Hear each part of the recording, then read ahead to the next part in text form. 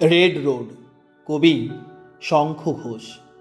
খোলা আকাশের নিচে শুয়ে আছি ময়দানের গভীর তলদেশে, যেন নক্ষত্র তুলে নেয় আমার নিভৃত নিঃশ্বাস। এই অন্ধকার মণ্ডলের গহন থেকে আমার শব্দহীন স্তব যেন পুঞ্জে পুঞ্জে উঠে যায় স্বর্গীয় ইথারে। আমাকে ভুল বুঝো না বলে দুহাত ছড়িয়ে দিতে টের পাই চোখের ঢালুবে নম্র ঘাসের মতো ক্ষীণ জলরেখা। অল্পে অল্পে প্রাণ পেয়ে কেঁপে ওঠে হাওয়ায়। জানি না বুকের কত নিচে নেমে যায় এর সর্বপাই শেকড়। কপালে হালকা পালক ছুঁয়ে বলে যায় রাত্রি, এই মাটি তোমার শরীর, একে স্পর্শ করো জানো।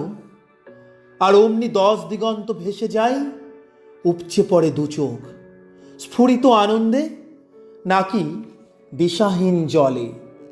তারই পাশে রুল হাতে এগিয়ে আসে পুলিশ, বলে ওঠো, অবৈধ তোমার এই একলা অসামাজিক শুয়ে থাকা। আবার আমি নিচু হয়ে পায়ে পায়ে চলতে থাকি শহরের দিকে। সামনেই ঝকঝকে রেড রোড। ধন্যবাদ।